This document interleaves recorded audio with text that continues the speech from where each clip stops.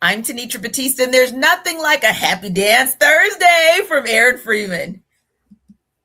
And I'm Miles Garrett, and we've been asking it for years. Will the Falcons ever bring home some Georgia Bulldogs? Looks like they are. Let's talk about it.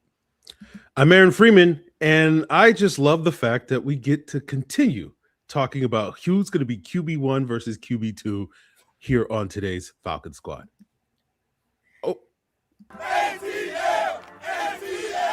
Rise up, A-Town. It's the Falcons Squad. Everything Atlanta Falcons every week. Breaking down all the big hits and game-changing plays from the ATL. The way only the Locked On Podcast Network can. Straight from the ATL, the Falcons Squad Show starts now.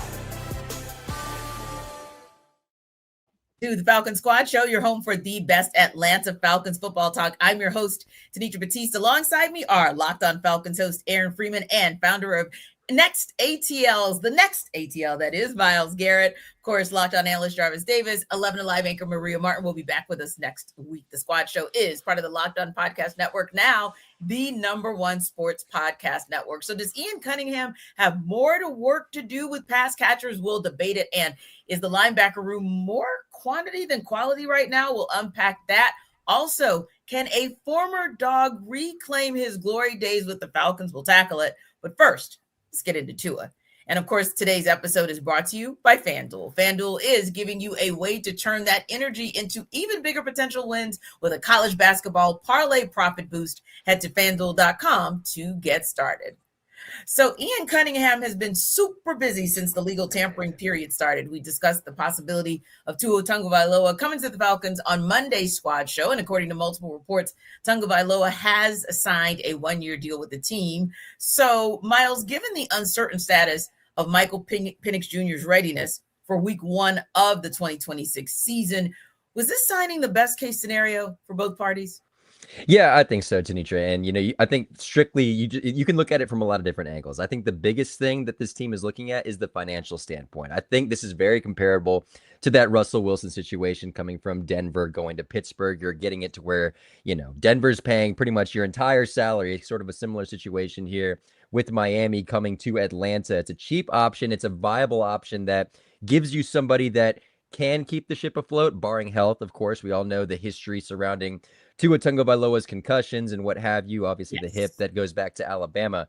But the circumstances surrounding this, I think, is a very good situation for Atlanta. Not only that with the financial standpoint, but also you're going to have competition in training camp now. You don't want to rush back Michael Penix Jr. I think that's priority for this team. I think they've made it abundantly clear that they want to move forward with him to be their starting quarterback. But this does give them some flexibility, knowing that, hey, this is not going to be like last year where Kirk Cousins, Michael Penix Jr., it was Michael Penix Jr.'s job. This is it. This is what we're moving forward with, even though he didn't have necessarily a lot of starting game experience to go off of. I think this gives a more streamlined execution for training camp to be like, hey, you have 2 left-handed quarterbacks. You don't have to drastically change the offense too much. And if Michael's not ready for that week 1 game, then you have a good option to come in and start week 1, a guy that's proven to win some games in the regular season. I know there's still some questions on what Tua is and what he, I guess, was able to do down there in Miami. But at the end of the day,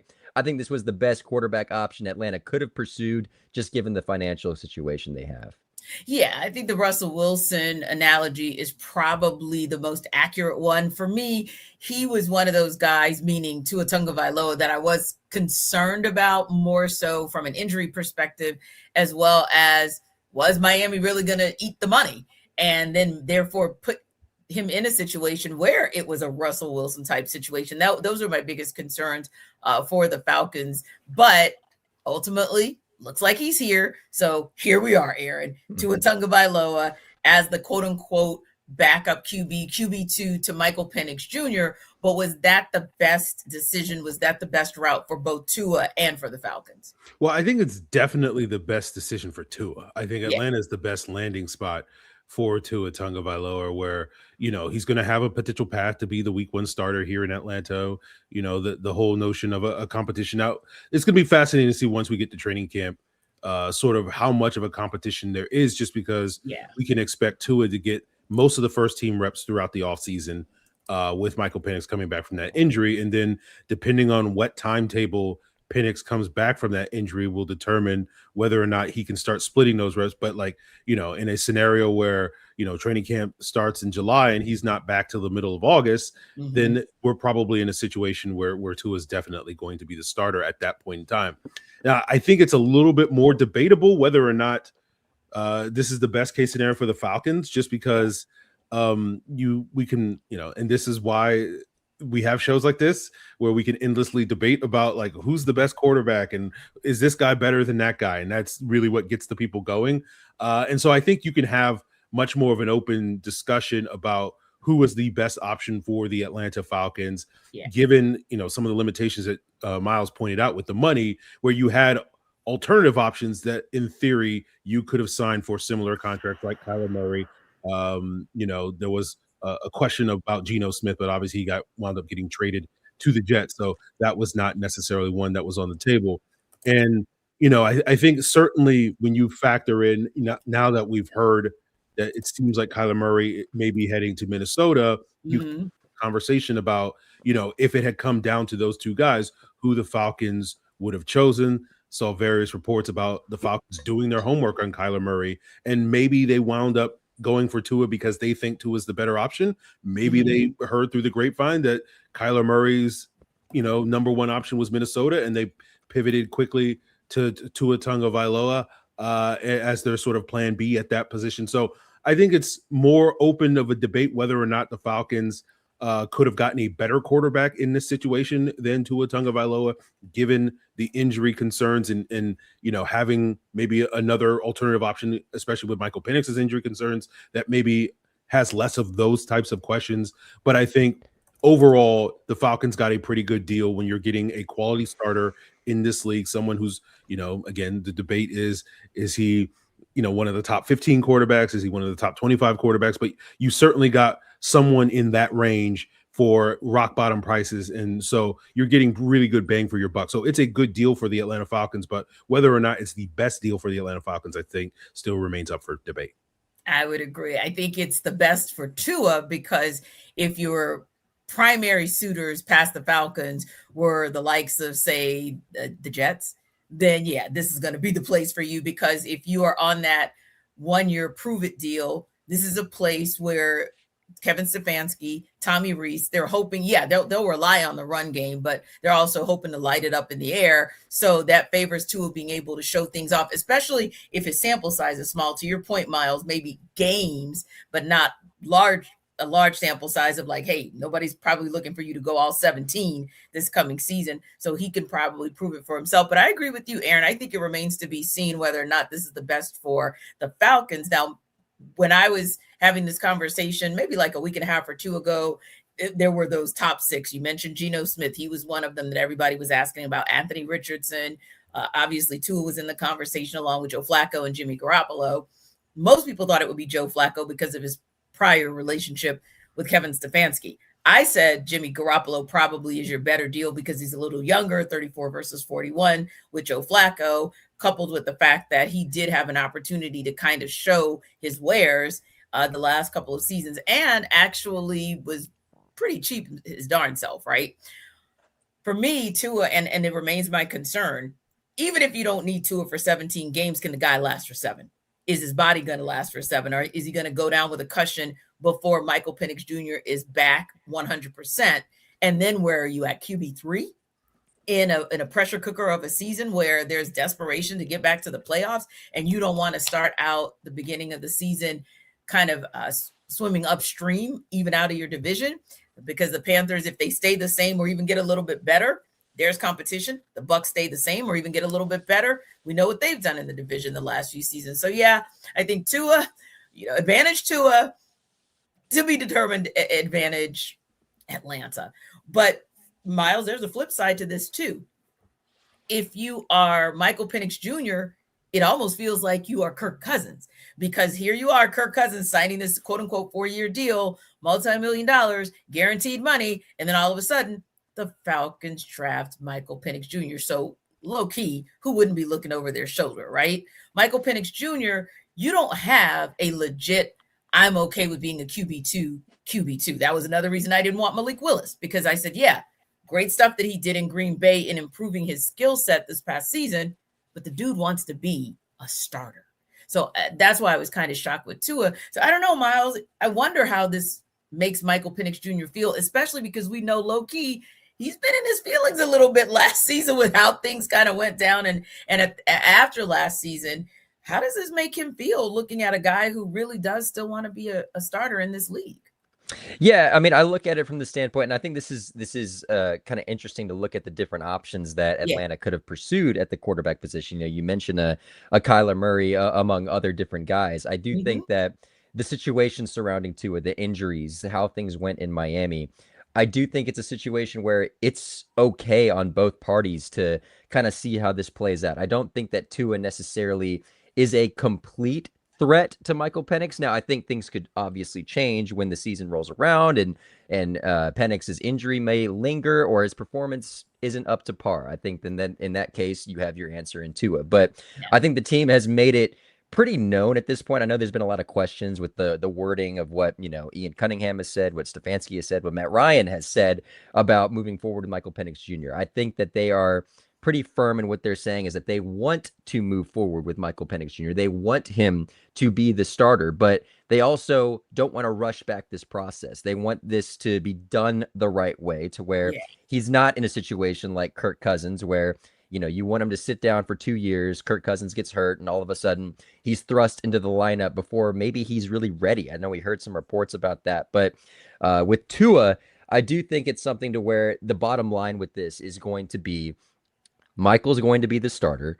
If this process in his knee is not ready, then Tua will be the guy. But when Michael is ready to come back, I think that's when they're going to move forward with him. But again, things can obviously change. If Tua comes in week 1, if he is the starter and lights it up for 350 yards, whatever that might be, then it's a good problem to have. You have a guy that's performing well. If Tua comes in, throws 150 to 250, pedestrian-ish numbers for a quarterback, then, I don't think the decision is necessarily too difficult when you have the guy that you're trying to get out there, Michael Penix Jr. So I don't think the threat aspect of things is necessarily as strong as it was when Kirk Cousins and Michael Penix Jr. were in the building. But that question will remain, I think, going into the regular season, really through it. Because if Michael Penix Jr. does struggle throughout the season, when he does come back, those questions will be louder than ever. We all know how the quarterback position is dealt with in the media perspective and not to mention on the field. So those questions will remain.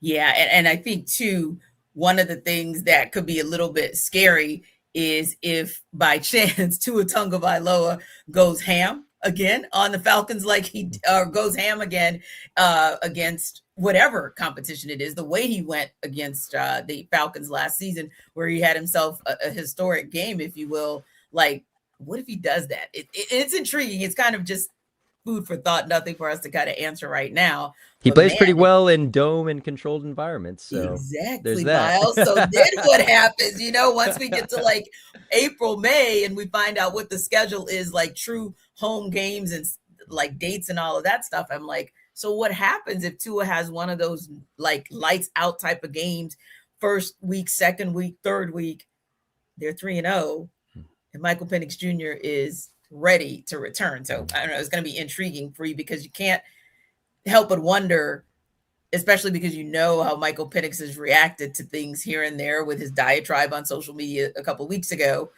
Can't help but think he might be looking over his shoulder wondering, oh, they signed a QB2 who really still wants to be a QB1, and I know what this dude did to shred this team last season.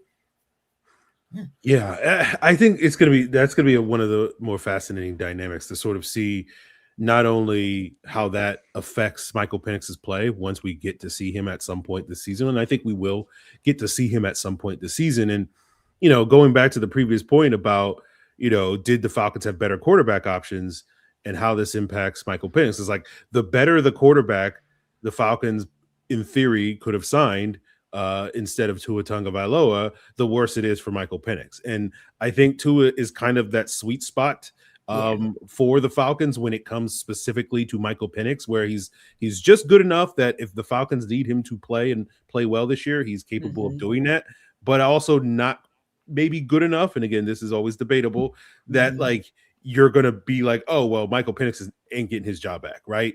That type of quarterback.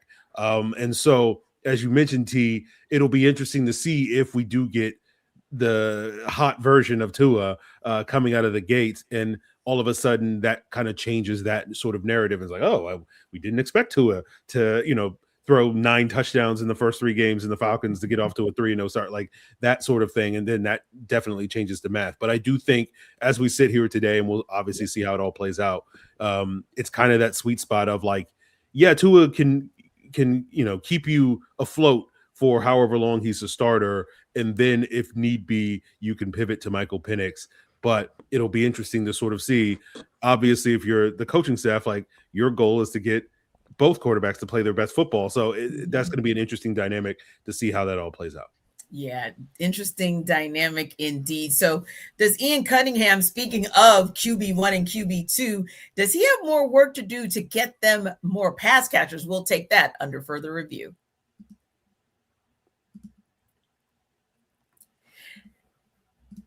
This episode of our Falcons show is brought to you by FanDuel. College basketball is nonstop. Big games, tight spreads, and boy, oh boy, from early tip-offs to late night West Coast shootouts, there's always action on the board because you also see momentum swings every single night. And now FanDuel is giving you a way to turn that energy into even bigger potential wins with a college basketball parlay profit boost. You can build any college hoops parlay you want. Rivalry games, ranked matchups, whatever fits. You can mix spreads, totals, and player props to match how you see the slate playing out, and then you can apply the profit boost and instantly bump up the potential payout. Look at odds around your team if they are in season. Now go safe, go bold, ride with the team you've been following all season. It's your parlay, your style, now with more upside behind it. So head to FanDuel.com to get started. That's FanDuel.com to get started. Go safe, go bold, and ride with the team you've been riding with all season. Go to FanDuel.com because FanDuel lets you play your game.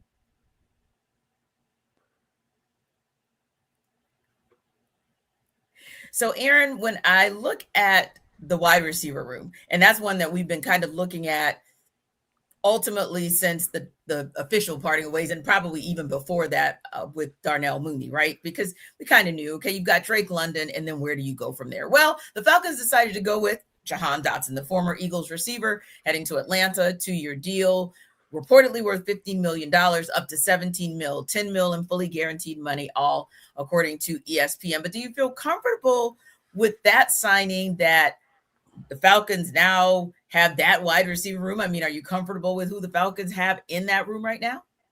I mean, no, not comfortable, but like a little bit better. I feel a little bit better than I felt, a week ago, because there was nobody else in that room other than Drake London. And Casey Washington. Don't forget Casey Washington. Come on, now. Casey Washington. I'm sorry, Casey. No shade. But like, Casey was in the back somewhere. I couldn't see him hiding in the shadows. You feel a lot better about it, but it's interesting to me because like the Jahan Dotson signing is very similar to the Darnell Mooney signing 2 years ago, where you had a guy that flashed potential early in his Chicago career, but then sort of kind of fizzled out those last couple of years. Mm-hmm. And then the Falcons go out there and pay him, number 2 wide receiver money. You're just like, I don't know if he's the answer at that position. And Jahan Dotson, never had a 1,000-yard season in Washington, but you did see some promising signs from him in his first 2 years there as their former first-round pick in that same draft class as Drake London. Mm-hmm. And, you were thinking, okay, like it maybe is not as fast and flashy a start as we've seen from some of the other wide receivers in that draft class, but like there's something there. And then a new regime comes in under Dan Quinn with new ownership, new front office, and they're just like, we're getting rid of everybody that was, part of the old team. And they basically, like, I think it was like all the former first round picks, Chase Young and Montez Sweat and all those guys, and Jamin Davis and all those guys. But like they basically got rid of everybody, and that included Jahan Dotson. And when he gets traded into the division, you're like, well, if you're trading him to a division rival, like you're really down on that guy. You were just basically like, we're just trying to get rid of him. And so, he goes to Philadelphia. You're thinking, okay, well, he can be the number 3 there in Philadelphia, and he can potentially blossom there. Just it's fine, makes some plays, particularly this past year, with Jalen Hurts and some of the downfield throws that we know he's capable of, but never really blossomed into the sort of the player that I think a lot of people envisioned for him as that former first-round pick. Right. And so now you're bringing him to Atlanta, and you're thinking, okay, well, he'll have an opportunity to live up to the hype here with this money, with this opportunity, with this room. And sort of you do wonder, can kind of lightning kind of strike twice with what we saw from Darnell Mooney in that first year that obviously got derailed mainly because of the injury last season. Can we get, 2024 Darnell Mooney in 2026 Jahan Dotson? I think there's absolutely a case to be made there, but because he hasn't proven it, it's still a very much open question. Yeah, because to your point, when you look at his stats from his days in Washington, 35 receptions on 61 targets, 49 receptions on 83 targets, a little over 500 yards, those each season. But then the touchdown production goes down from 7 to 4. And then with Philadelphia, just 1 touchdown across the 2 years he was there. So you kind of wonder which Jahan Dotson will the Falcons get. But on the same token, Miles, there's also not as much competition, at least as of today, in the wide receiver room because there's no A.J. Brown or no Devontae Smith ahead of you in the pecking order like there was in Philly. But when you look at that signing, do you feel comfortable, at least with how the Falcons wide receiver room is currently constructed?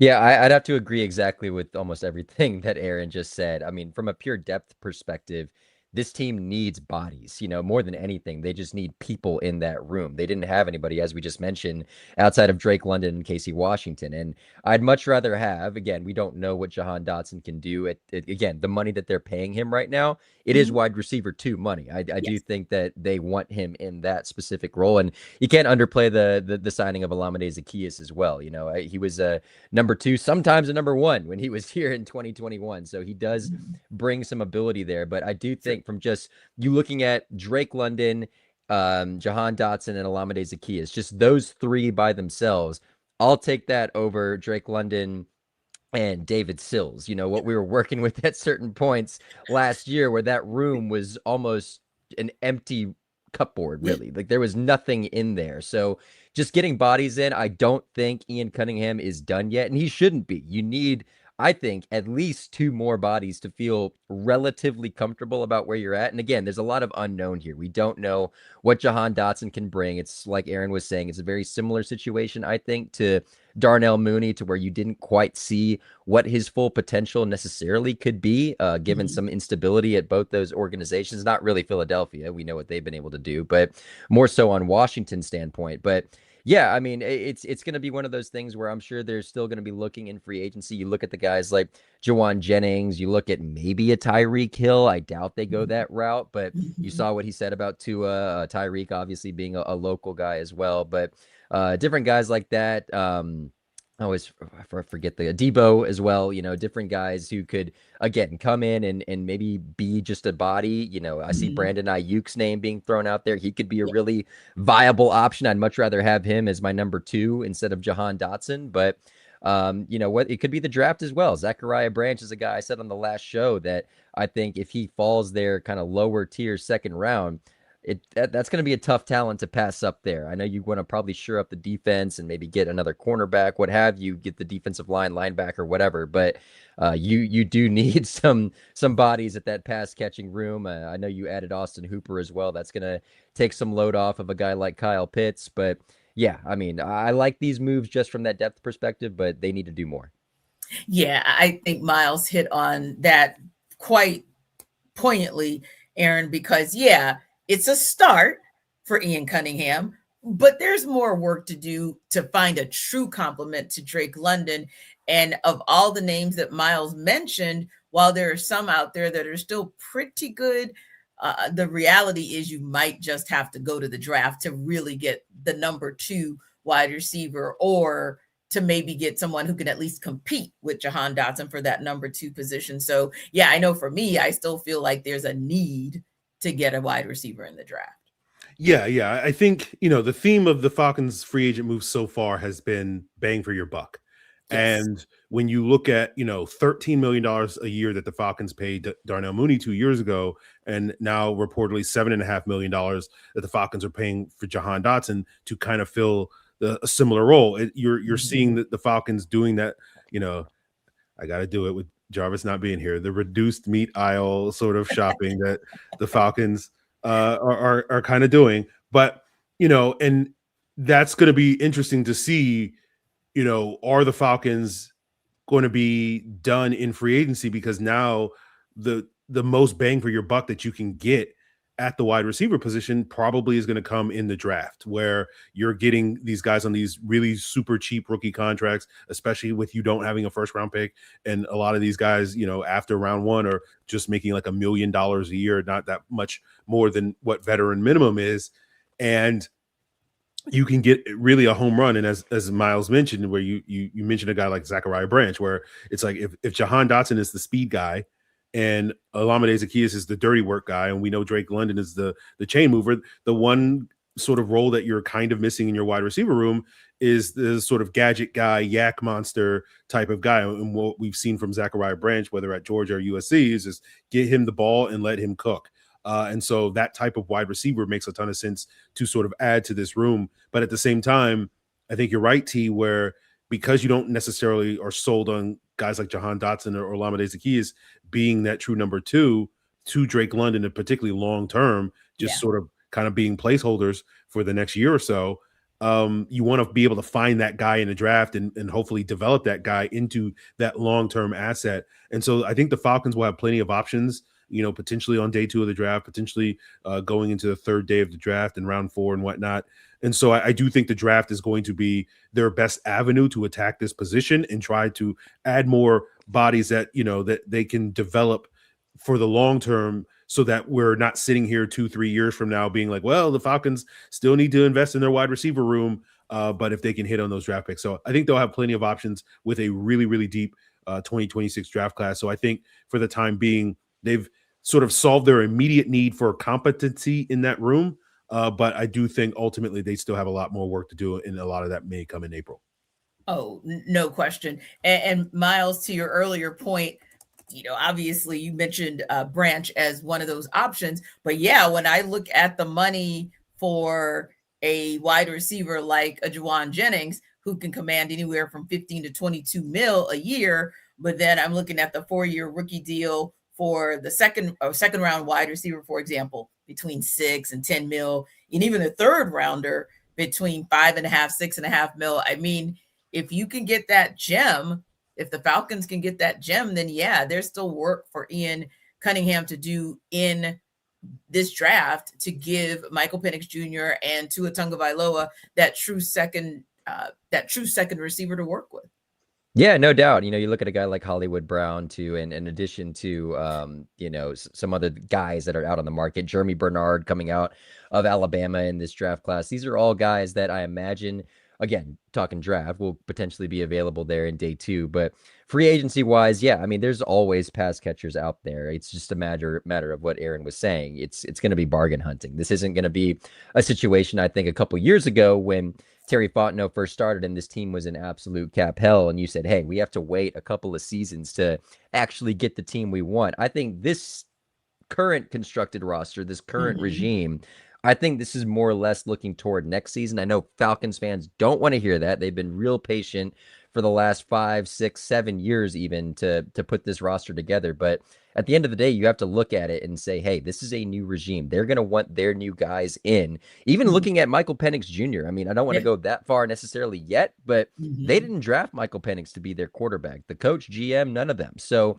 I don't think this year, especially with the cap constraints, like I said, not as bad as it was a few years ago, but they're going to be limited in what they want and what they can bring into this team at this moment. So I'm looking more towards next year. Again, I know Falcons fans don't want to hear that, but I think they need some depth. They need some bodies in there right now to just keep the ship afloat and put together a competitive roster at this point, because they just really don't have that yet.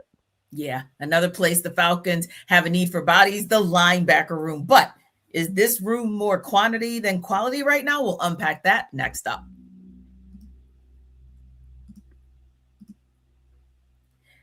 This episode of our Falcon Squad Show is brought to you by TurboTax. It's tax time, but for a lot of us, the old way of doing taxes is, well, a lot. Trying to book an appointment that's not the most convenient, sitting in a waiting room with a stack of papers, emailing back and forth, and wondering if they really get your situation. But this year, you're getting a major upgrade. Intuit TurboTax now has in-person locations nationwide. You can meet face-to-face with a real tax expert, and your documents get uploaded straight to your TurboTax app on the spot. And just like that, you're done.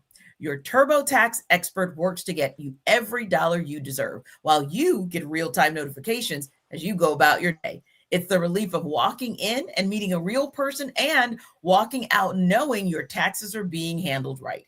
So head to turbotax.com/local to find a store near you and book your appointment.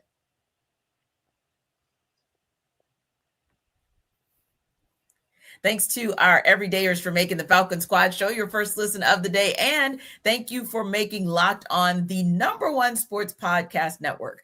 So like I said, the linebacker room's getting a little more crowded. The Falcons are reportedly signing former Dolphins and Chargers linebacker Channing Tindall. But for you, Miles, what does Tindall bring to the table for this team? Fans are going to hate to hear this answer, but it's going back to what we said about the wide receivers. It's a body. It's a fast body, and I think the overall whole aspect of the linebackers you have in there, the theme right now seems to be size and speed, and Channing Tindall certainly brings that 4.4 speed. You know what Troy Anderson's able to do, that sideline to sideline type tackler, as well as Divine Diablo. They've brought in a lot of size and a lot of speed to kind of be those guys in this linebacking group. The loss of Kaden Elliss, I think, is a big one. And Jeff Ulbrich did say that it's going to take more than one guy to replace a guy like that. And so far, it might not be the production level, but they have brought in multiple bodies. Cameron Thomas and Channing Tindall, of course, and Christian Harris as well. So you've brought in some guys. Again, the names aren't going to blow your socks off, but it is pretty crazy to think about just a couple of years ago, or even last year, that I viewed linebacker as an area on this team that probably had the best depth overall. You know, this was considering at the time, of course, Troy Anderson being a healthy body. You still are hoping that he comes back and is able to live up to that second round potential to any degree, just be out there, period. But yeah, I mean, it's a big loss losing Kaden Elliss, but Channing Tindall overall, I don't think he's going to be a guy that's going to be a starter. Granted, he could perform pretty well in training camp, and he's been a special teams guy for a majority of his career, but I don't view Channing Tindall as a guy that's okay, like, we got a starter here right now. Now, I do think Christian Harris is, I do think Azeez Ojulari is, but I just don't believe that Channing Tindall is going to be that day one starter. I think he's going to be a more depth piece at this point. Yeah. And I think you're right, Miles, in that you never know, because some of the pundits, some people who were in the know were like, that Divine Diablo signing might be sneaky good. But the average fan had no clue what he was capable of. And I still think he did a little bit, maybe not overperformed a lot, because some people knew what he was able to do. But there was a level of overperformance with him that maybe you'll get out of a Channing Tindall. But free, just like Miles said, this might just be, hey, we're just stacking bodies right now who hopefully can give us something on the defensive side of the ball, and some who will be able to give us something in special teams. And we'll talk about that in a little bit. But ultimately speaking, it does feel like even with Tindall, it's a body. For you, what does he primarily bring to the table for this team? Yeah, speed and depth is kind of what he primarily is. And, you know, obviously going to Georgia, had a lot of potential and upside, was kind of the third linebacker on that team, on that national championship team with Nakobe Dean and Quay Walker. And, you know, you've seen those guys blossom into, you know, good NFL linebackers. Both of those guys just got paid by teams in or a team, both going to Las Vegas and getting a lot of money to rejoin there. And Tindall just hasn't necessarily hit like that. But the one thing you know he has is lots of speed. The one knock on him coming out of Georgia was the instincts that he may not necessarily possess like you want. And I think that's been a contributing factor to why we haven't really seen him impact on defense. But like that hasn't slowed him down on special teams, because basically special team is like see ball, get ball. And, you know, like playing tag as a kid. And when you're as fast as Channing Tindall is, like he can, I'm sure he was the playground champion of playing tag as an 8-year-old. So like he's gonna, I think, add a lot of depth at that special teams spot. Again, invoking the great Jarvis Davis here on the podcast, where he would often make fun of Captain America, J.D. Bertrand, for not even being able to get on the field on special teams, which was a detriment to his ability. That's not going to be a concern with Channing Tindall, because he's going to add plus value to that unit. And going back to what we were just talking about with the bang for your buck, with Jahan Dotson, untapped potential.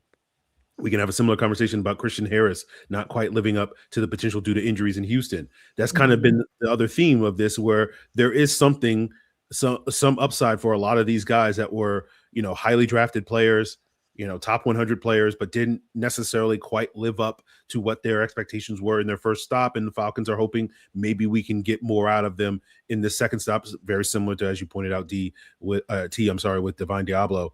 And so, who was, arguably the defensive MVP in the first month of the season before he went down with that injury against the 49ers. And so,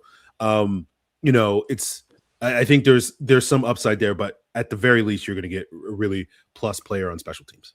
Yeah, exactly. And so knowing what special teams was for this team last year, that's still a plus.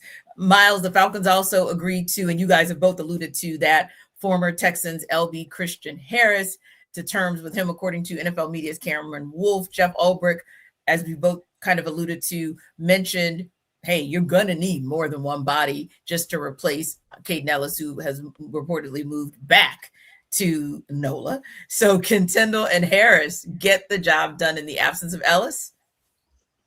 Well, I think that Harris definitely is, as Aaron just alluded to, I think will be more of that guy, 100 plus tackles in 2023. He is that guy. Like that was Kaden Ellis's thing, right? He's a tackle monster, sort of the same thing that Nate Landman was before he left Atlanta. These are guys that rack up tackles. They're able to be involved in almost every play. I remember watching the game. It's like Kaden Elliss was just always there. He was always involved in a play. So I do think that Christian Harris is more of that Kaden Elliss-ish replacement of sorts. Like we said, Channing Tindall is certainly a guy that can help provide some depth, and maybe there's some different substitution packages. We know Jeff Ulbrich likes to play around with that a decent bit. And again, you can't forget about the guys who are already in the building, right? Like a Jalen Walker, whose role I'm sure will probably be a little bit different now, given the uncertainty surrounding James Pierce Jr. I know both those guys are quote unquote edge, but I do think Jalen Walker has been more of that linebacker sort of hybrid. He can be an edge rusher. He can be a linebacker. He can drop into coverage. I'm sure they're going to play around with that. Jeff Ulbrich, I mean by that. So I do think that Christian Harris is more kind of like what I just said before, that de facto Kaden Elliss replacement. But time will tell. Christian Harris has dealt with his ups and downs in his career. And like Aaron said, hasn't necessarily lived up to his potential, but neither did Kaden Elliss before we signed him from New Orleans. I know he's going back there now. So you never know when you have a diamond in the rough coming in. Yeah, you never know. And Aaron, you got to hope that there are diamonds in the rough, that Tindall is that diamond in the rough, that Christian Harris returns to form from a couple of seasons ago, because you're going to need it just at a baseline level to replace the productivity of Kaden Elliss.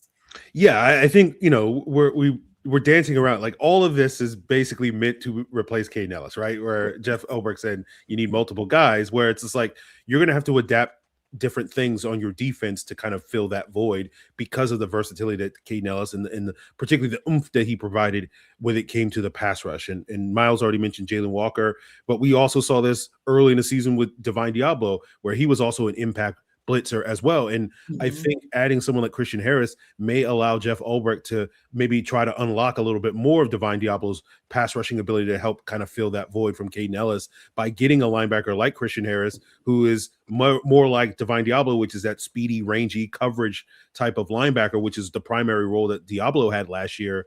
But now you have a guy like Harris, who is kind of reminiscent for Falcon fans of Deion Jones in terms of being that maybe undersized guy, but blazing fast, can cover.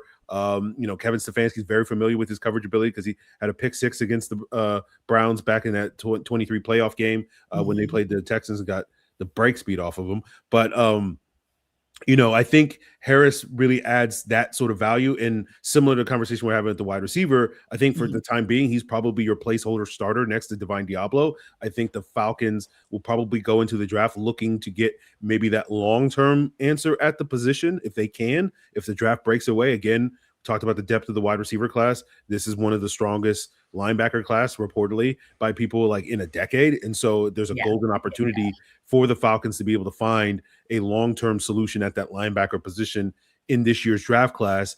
And if they can find a guy that is ready to come in, pro ready, and can start week one, then Christian Harris goes back to being a depth piece and a valuable depth piece at that, which we know the Falcons need because of last year, what happened last year when Diablo went down for that month.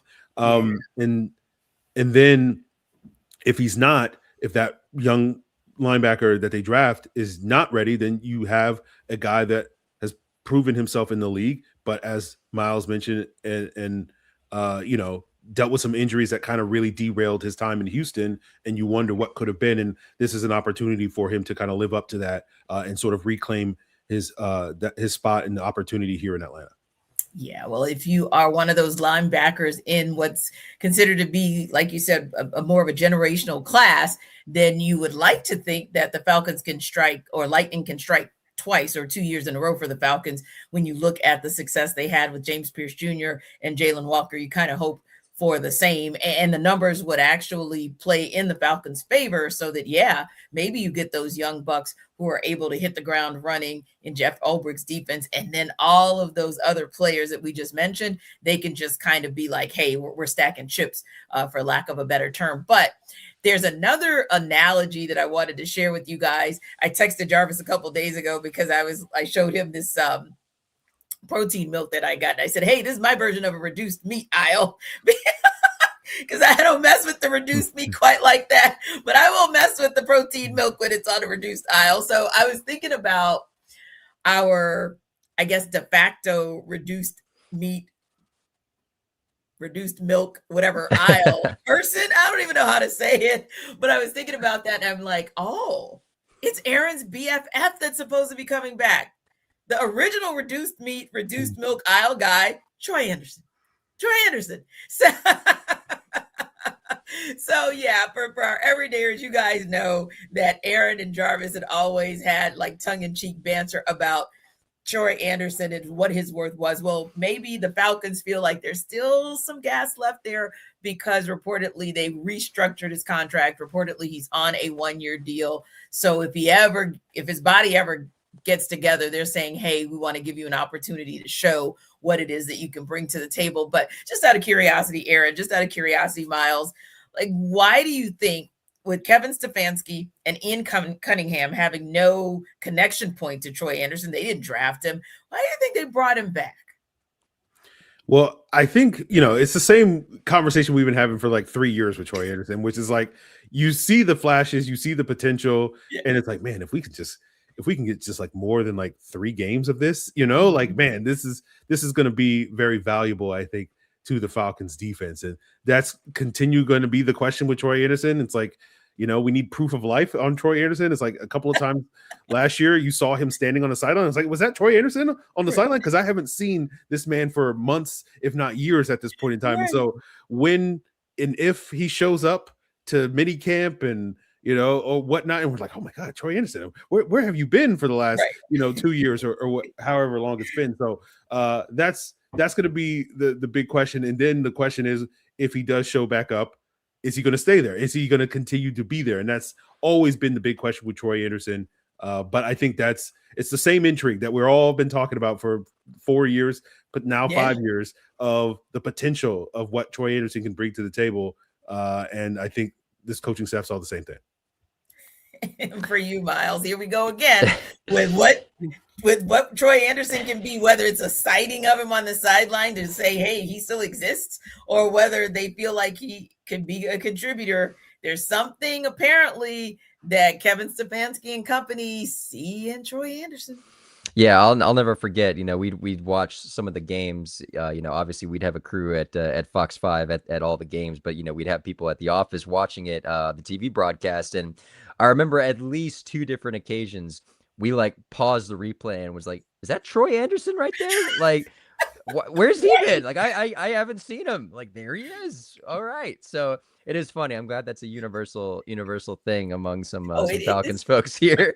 But yeah, I mean, I honestly don't have too much to add outside of what Aaron said, because it's really the case, because we haven't seen him. We don't know what he is at this point, because like Aaron said, you've seen the flashes. Like, he's almost sort of like, to me, the Josh Allen type of a linebacker position. He's huge, he's fast, he can go sideline to sideline. Like, the variables are all there for what he can bring to the table. He's a huge body, he's so fast. I believe he was the fastest linebacker at the combine when he came out there as a second-round pick a few years ago. But it matches theoretically what Jeff Ulbrich is looking for. Again, looking at all the guys he's signed so far, these fast, physical linebackers. That's what Troy Anderson is when he's on the field. It's just when we're going to see him on the field and how long we're going to see him on the field. And I do think this restructuring allows a little bit of the cheaper option to be like, hey, okay, we're not paying you a lot, but you are a body. And if you are a body that could be healthy, maybe you can help us out.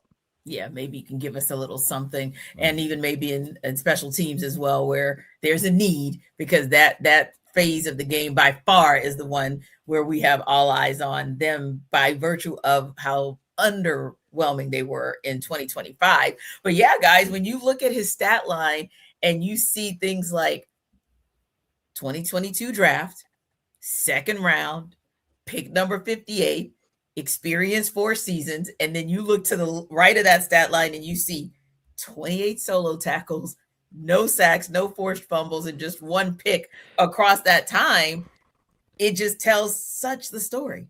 Picked over Nakobe Dean, by the way. Yeah. Speaking of that.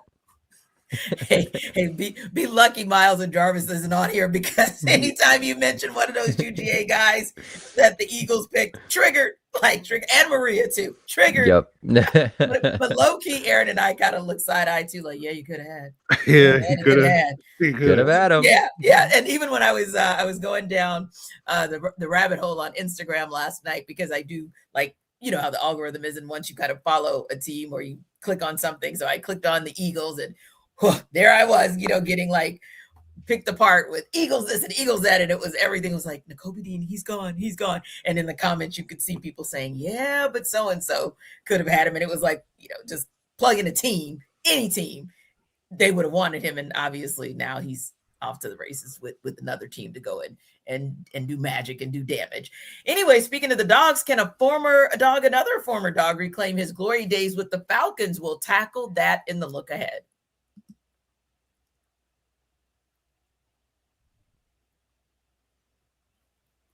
So, Aaron, according to multiple reports, the Falcons are signing former Eagles edge Azeez Ojulari to a 1-year deal. You both kind of alluded to the Ojulari signing earlier, but what does he bring to the table for this Falcons defense? Again, we're getting presumably, again, we haven't seen the exact terms of the contract, but I'm assuming it's going to be a relatively cheap deal. Yeah. You're getting great bang for your buck, because, for the 4 years that Ojulari was in New York, he was a very productive, mostly third edge for that team.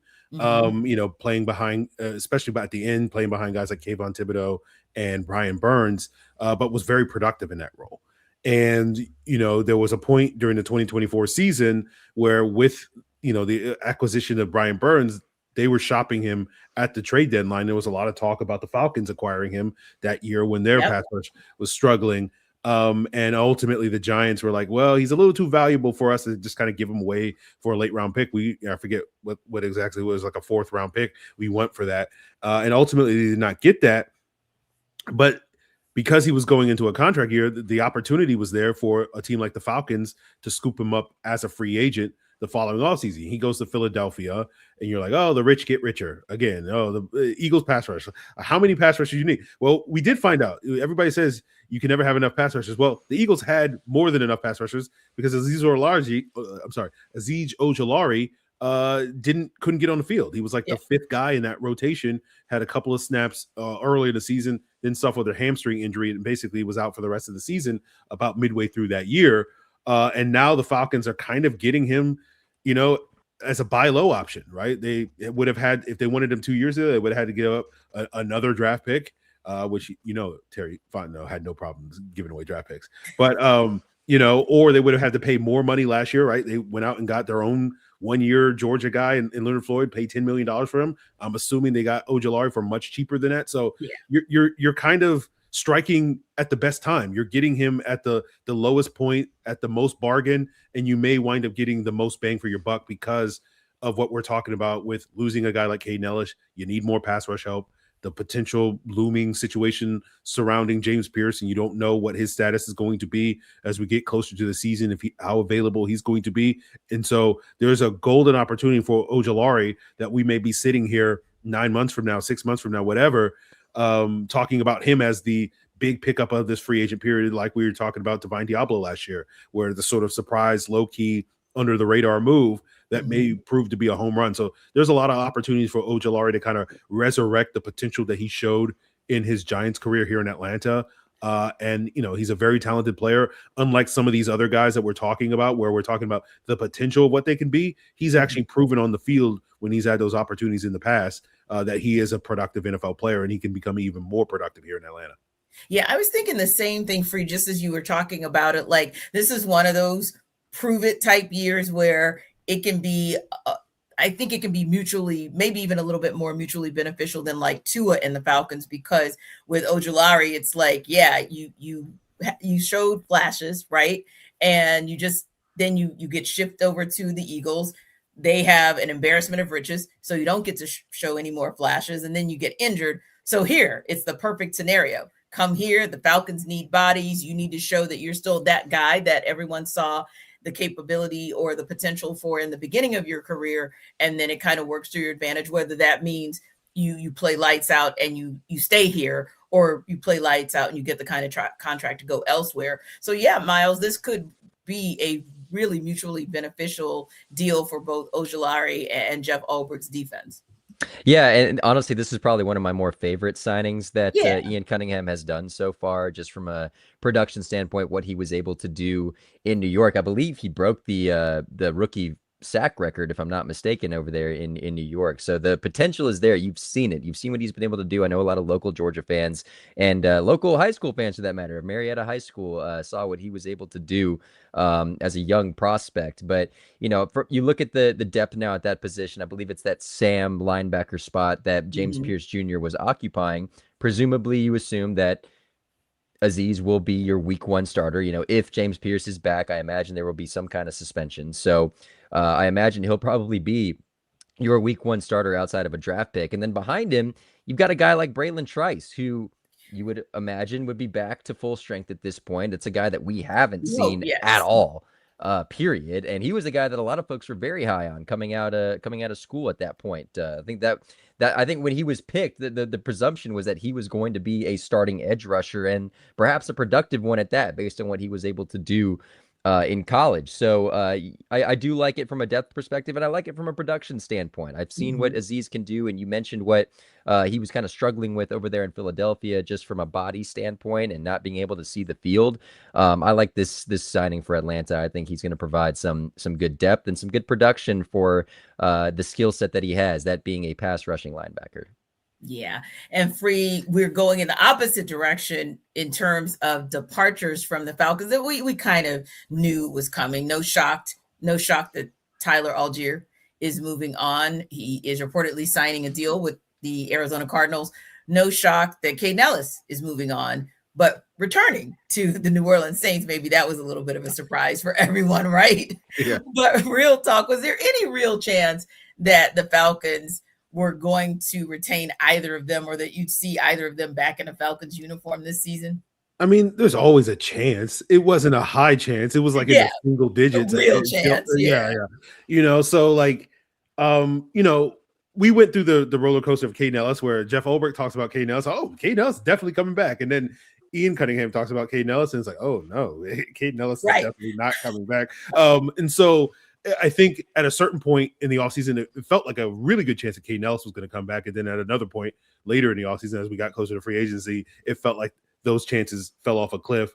Tyler Allgeier, it never really made sense, in the sense of like the only real chance to me was always just like, if Tyler Allgeier turns down more money elsewhere and more opportunity elsewhere. And it just never made sense for him to do that, So I never really bought the idea that he was ever going to come back. And it was just, to me, the most intriguing thing was like where he would go, because so many teams could use a player like Tyler Allgeier. And I've been talking with Locked On Cardinals host Alex Clancy about what he's bringing to the table. And I've been enjoying having those conversations about what Tyler Allgeier can potentially blossom into in Arizona in the future. So, I'm happy for, I like both of these guys. I'm not happy for Kaden Elliss for going back to the Saints, but I want to be happy for Kaden Elliss because I like Kaden Elliss, but it hurts. Kaden, why would you do this? I know that's where you originally played, but come on, man. Like, we took what are we doing here? We let you into our home and you did this to us. You did this like, come on, man. Like it's tough. It's tough. But congratulations to Tyler Allgeier, Kaden Elliss, Yeah, you're dead to me. I'm sorry. That's probably in a nutshell what most Falcons fans think, Miles. Congratulations, Tyler. We're excited for you. Hope you get to do a lot of great things in the desert or the Valley of the Sun. Yeah, Kaden Elliss. We'll see you.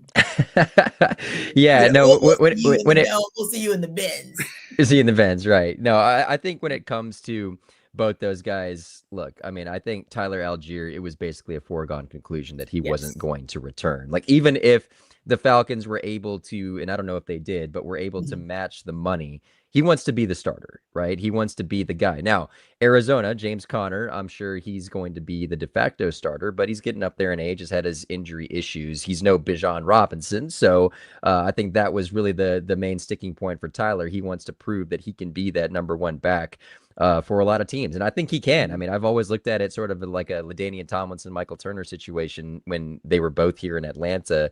They both had that potential. We saw Tyler rush for 1,000 yards that rookie season. So at the end of the day, I was not surprised. And frankly, I didn't think it was ever going to, I thought it was honestly a 0% chance that Tyler was going to come back. Now, Kaden Elliss, on the other hand, I did think the way that they were speaking, like Aaron was saying, the two different perspectives of Ian Cunningham and Jeff Ulbrich, I thought that Kaden was going to come back, and financially I thought it kind of could have made sense. I believe it's a 3-year deal, $33 million, so about 11 a year. I thought that was kind of doable for this team, but as we've said throughout this show, they've had a lot of needs they've had to address. They've got to keep adding bodies to the wide receiver room. They haven't added anybody in the secondary yet. That's the next spot I'm really looking at this point. You lose D. Alford. You really need another cornerback there outside of AJ Terrell. So I think there's saving some money for some of those other positions to where, that $33 million can be going to, or can rather be spread out a little bit more to different areas of need. But the loss of Kaden certainly hurts. And